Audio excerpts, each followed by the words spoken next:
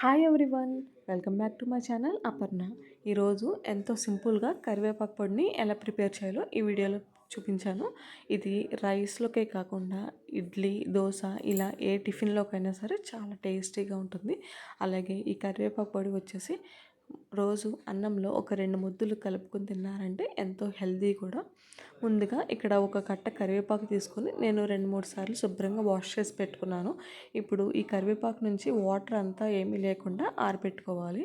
ఒక కడాయి తీసుకొని ఇందులోకి 3-4 టేబుల్ స్పూన్స్ ఆయిల్ యాడ్ చేస్తున్నాను. ఇందులోకి మినప్పప్పు, పచ్చిశనగపప్పు, ధనియాలు, జీలకర్ర వేసి లో ఫ్లేమ్లోనే బాగా వేపుకోవాలి. ఇవి కొంచెం వేగిన తర్వాత ఇప్పుడు కారానికి తగినట్టుగా ఎండుమిర్చి కూడా యాడ్ చేసి లో ఫ్లేమ్లో బాగా ఫ్రై చేసుకోవాలి.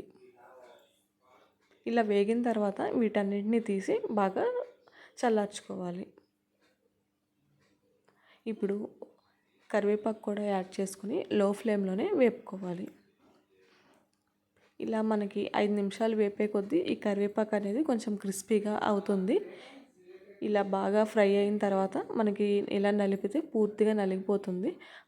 ఇప్పుడు ఒక మిక్సీ జార్ తీసుకుని ఈ కరివేపాకు అలాగే ఎండుమిర్చి ఇవన్నీ యాడ్ చేసి ఇందులోకి వెల్లుల్లి రెబ్బలు, కొద్దిగా సాల్ట్, అలాగే మీకు ఇష్టమైతే చింతపండు కూడా యాడ్ చేసి మిక్సీ పట్టుకోవడమే. అంతే, ఎంతో సింపుల్గా మనకి కరివేపాకు పొడి అయితే రెడీ అయిపోతుంది. ఇందులో ఎక్కువగా ఐరన్, కాల్షియం, ఫాస్ఫరస్ అనేది ఉంటుంది. అలాగే మన స్కిన్కి, హెయిర్కి కూడా చాలా మంచిది. అలాగే వెయిట్ లాస్కి కూడా బాగా హెల్ప్ అవుతుంది.